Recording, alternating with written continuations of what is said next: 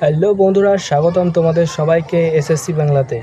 তো বন্ধুরা, আজকে এই চ্যানেলে প্রথম ভিডিও দিতে চলেছি, ঠিক আছে? তো আজকের এই প্রথম ভিডিওতে আমি তোমাদেরকে যেটা শেখাবো বা তোমাদেরকে যেটা আমি জানাবো, আমার নলেজ থেকে যেটা তোমাদেরকে শেয়ার করব, সেটা হচ্ছে এসএসসি রিজনিং থেকে, ঠিক আছে? রিজনিং থেকে ডাইসের প্রথম চ্যাপ্টার ভিডিও আজকে তোমাদেরকে দেবো, ঠিক আছে? একদম টপিক ওয়াইজ আমি তোমাদেরকে জানাবো, যেভাবে আমি পড়েছি, যেভাবে আমি শিখেছি, ঠিক আছে? ঠিক সেই রকমভাবে তোমাদেরকেও আমি শেখাবো। ভিডিও শুরু করার আগে বলে দিই, আমি কিন্তু কোনো স্যার না, ঠিক আছে? আমি জাস্ট তোমাদের মতনই একটা এসএসসি পরীক্ষা দেওয়া অ্যাসপারেন্টস, ঠিক আছে? তোমাদের মতনই একজন ক্যান্ডিডেট যে রোজ প্রতি বছর এসএসসি পরীক্ষাতে ট্রাই করে, ঠিক আছে? তো আমার শেখা থেকেই আমি তোমাদেরকে ভিডিওগুলো দিচ্ছি, কারণ আমি হিন্দিতে শিখেছি। আর হিন্দিতে শেখার পরে আমি সেই একই বিষয়, একই তথ্য আমি বাংলাভাবে এই ভিডিওতে দিতে চলেছি, ঠিক আছে? তো আজকে প্রথম চ্যাপ্টার ডাইস থেকে, ডাইসের থিওরি কিছু বিষয় আমি তোমাদের সাথে শেয়ার করব। তো অবশ্যই তোমরা সেটা দেখো, এবং এই চ্যানেলে যদি নতুন হয়ে থাকো তাহলে অবশ্যই চ্যানেলটিকে সাবস্ক্রাইব করে নাও। আর এই চ্যানেলের পিডিএফ পাওয়ার জন্য তোমরা আমাকে কমেন্টে লিখে রাখো, ঠিক আছে? আমি পিডিএফ লিঙ্ক তোমাদেরকে দিয়ে দেবো, ঠিক আছে? তো চলো শুরু করি আজকের ভিডিও।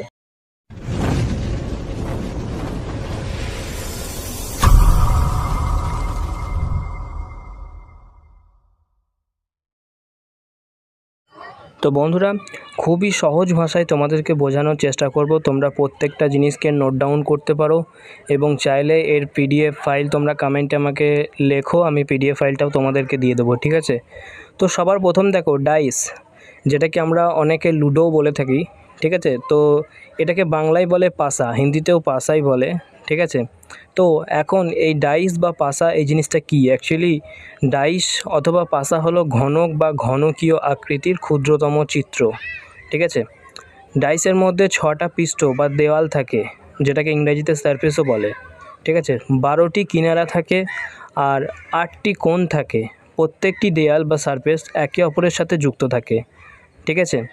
এখন তোমরা এখানে জেনে নাও যে আমরা এখানে কোণগুলোকে বলি ডাইসের কোণ, ঠিক আছে? তোমরা দেখবে এই যে লুডোর কোটিটা এখানে আছে, এর প্রত্যেকটা একটা করে কোণ তোমরা দেখতে পাচ্ছ। এই যে রেড কালার দিয়ে গোল করা আছে, এই যে গোল করা লাল রঙের সার্কেল দেওয়া আছে, এই প্রত্যেকটা চিহ্নকে বলে কোণ, ঠিক আছে? ডাইসের মধ্যে এই প্রত্যেকটা জায়গাকে বলে কোণ, ঠিক আছে? এটাকে কোণ বলা হয়, যেটা একটি ডাইসের মধ্যে মোট 8টি থাকে, ঠিক আছে? 8টি কোণ একটি ডাইসের মধ্যে থাকে। তোমরা চাইলে এগুলো নোট ডাউন করতে পারো, ঠিক আছে? এরপরে আমরা ডাইসের কিনারা কোণগুলোকে বলি। তো কিনারা হচ্ছে, তোমরা দেখো এই যে সবুজ কালারের তীরচিহ্ন দেওয়া আছে, একটি কোণ থেকে আরেকটি কোণ পর্যন্ত এই যে লাইনটা টানা আছে, মানে যে লাইনের মাধ্যমে একটি কোণ আরেকটি কোণকে জয়েন করেছে, ঠিক আছে? এই যে পুরো লাইনটা, এই যে পুরো কোণ, এক কোণ থেকে আরেক কোণ যাচ্ছে, সবুজ কালারের যে তীরটা, এই পুরো জিনিসটাকেই বলা হয় কিনারা, ঠিক আছে? এগুলি প্রত্যেক একটি ডাইসের মধ্যে টোটাল 12টি থাকে কিনারা, ঠিক আছে? যেটাকে তোমরা এখানে খুব ভালো করে দেখতে পাচ্ছ স্ক্রিনে, ঠিক আছে? তো এগুলোকে তোমরা খুব শর্টভাবে নোট ডাউন করতে পারো। আমি খুবই সিম্পল ভাষায় তোমাদেরকে এগুলো বুঝিয়েছি। এরপর দেখো, ডাইসের মধ্যে সারফেস বা দেয়াল কোনটাকে বোঝাচ্ছে, ঠিক আছে? তো তোমরা যদি দেখো একটা লুডোর কোটির, এই যে তোমরা উপরে যে ডাইসটা দেখতে পাচ্ছ, একদিকে সামনের দিকটা 2 লেখা আছে, একদিকে 3টে ডট দেওয়া আছে এবং উপরে 1 লেখা আছে। তো এই যে একটা দেয়াল, এই একটা দেওয়ালকেই কিন্তু সারফেস বলছে, ঠিক আছে? আর এখানে যে পুরো দেয়ালটা লাল রঙের কালার করা আছে, এই কারণেই করা আছে কারণ পুরো দেওয়ালটাকে বোঝানোর জন্য পুরো দেওয়ালটাকে রেড কালার করে দেওয়া হয়েছে, ঠিক আছে?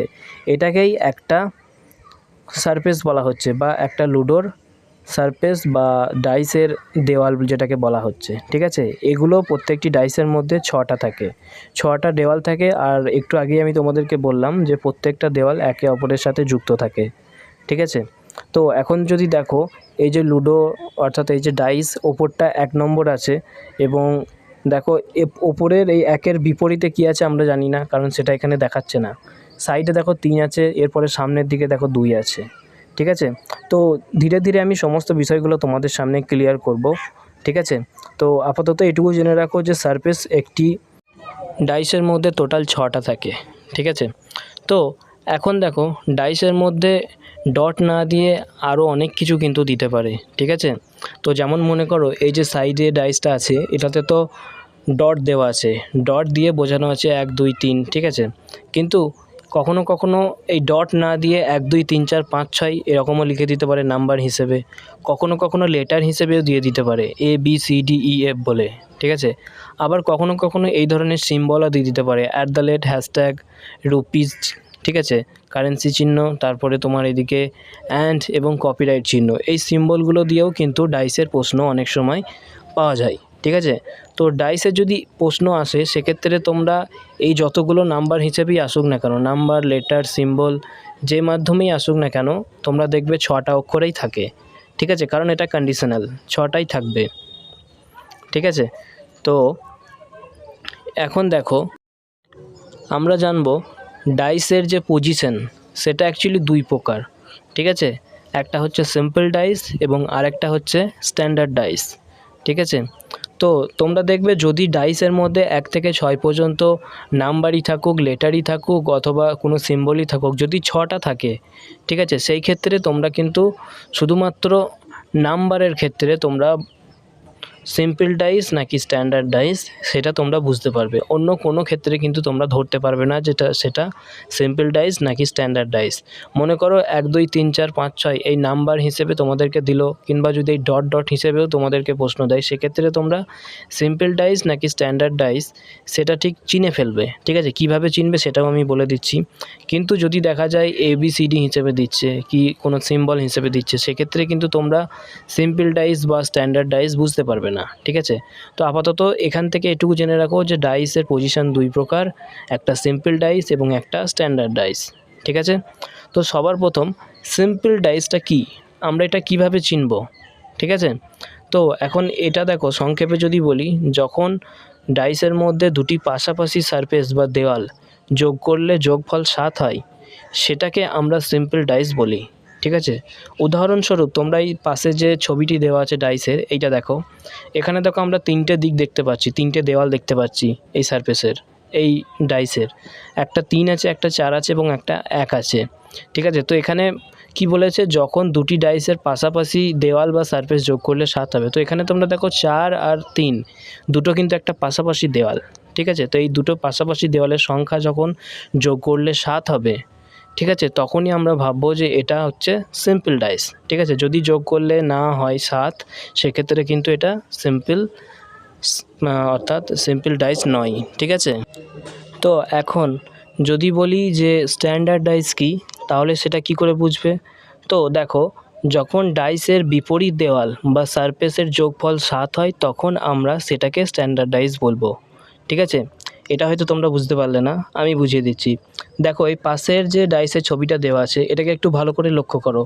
দেখো ওপরে 1 আছে, নিচে সামনের দিকটায় 2 আছে এবং এই দিকে তোমার রাইট সাইডে 3 আছে, তাই তো।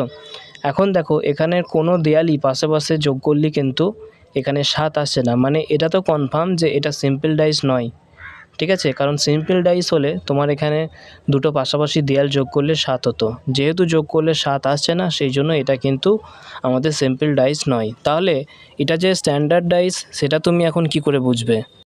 তো দেখো এটা স্ট্যান্ডার্ড ডাইস তখনই হবে যখন এই যে 1 আছে ওপরের সামনে ওপরের অংশটাই 1 আছে, যখন এর বিপরীতে যে অংশটা থাকবে, যে নাম্বারটা থাকবে, সেটার সঙ্গে এর যোগ করলে 7 হবে। তাহলে এটা তুমি বুঝতে পারছো, ওপরে যদি 1 থাকে নিচে নিশ্চয়ই 6 থাকবে, তবে গিয়ে এটা 7 হবে, তবে এটা কিন্তু স্ট্যান্ডার্ড, ঠিক আছে। এবং এখানে দেখো 2 আছে সামনের দিকে, তাহলে এর পিছনের অংশে অর্থাৎ এর বিপরীতে অবশ্যই 5 থাকবে, তাই না, তবে গিয়ে এটা তো 2 আর 5 7 হবে, তবে আমরা এটাকে স্ট্যান্ডার্ড ডাইস বলবো।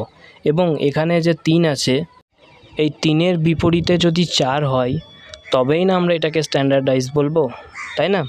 তাহলে এটা তোমরা বুঝে নাও যে আমরা যখন সিম্পল ডাইস দেখবে এটা হচ্ছে না, সেক্ষেত্রে তোমরা বুঝে নেবে যে এখানে যে নাম্বারগুলো আছে ওদের বিপরীতে এমন কিছু নাম্বার আছে যেটা যোগ করলে 7 হবে, ঠিক আছে। সেই ক্ষেত্রে তোমার মাথায় চলে আসবে, যেহেতু 1 আছে, 1-এর অপোজিটে 6 আছে, যেহেতু 3 আছে, 3-এর অপোজিটে 4 আছে, এবং যেহেতু এদিকে 2 আছে, 2-এর অপোজিটে 5 আছে, ঠিক আছে।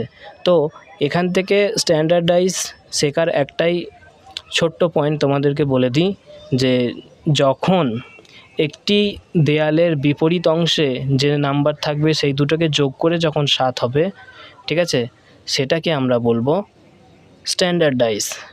ঠিক আছে, তো এখন এক কথায় তোমাদেরকে বলে দিই।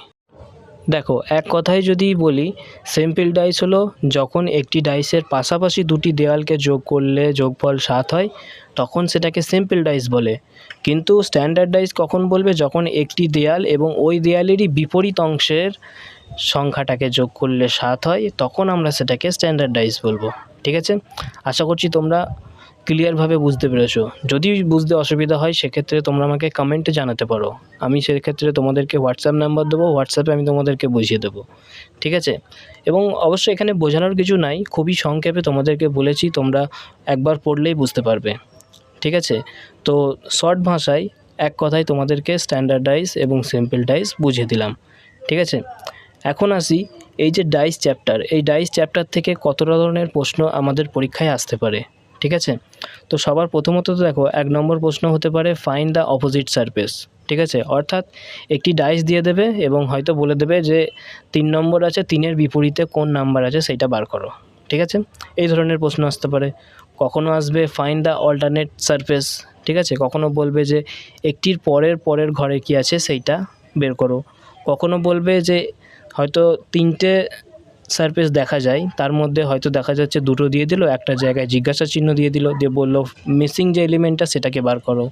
ঠিক আছে, এবং কখনো হয়তো বলবে যে ডাইসটাকে ওপেন করো, ওপেন করার পর সেটাকে উত্তর করো, এমনটাও দিতে পারে। আবার কখনো বলবে ডাইসকে ফোল্ড করো। ঠিক আছে, ফোল্ড করে সেখান থেকেও প্রশ্ন আসবে।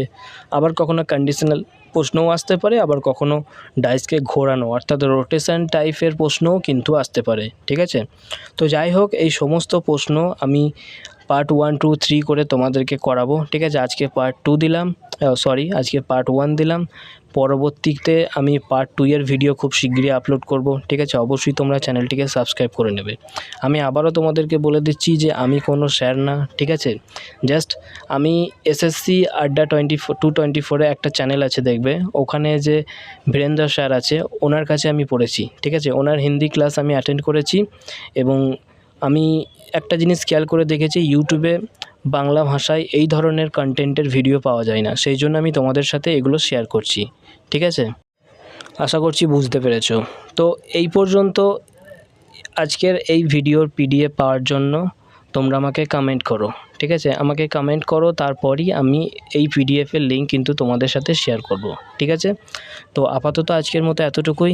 দেখা হবে নেক্সট একটা ভিডিওতে, যে ভিডিওতে আমরা প্রথম যে অপশান আছে ফাইন্ড দ্য অপোজিট সারফেস, এই বিষয়ের কিছু প্রশ্ন আমি তোমাদেরকে করাবো, যেটা করলে তোমরা কোনো দিন ভুলবে না।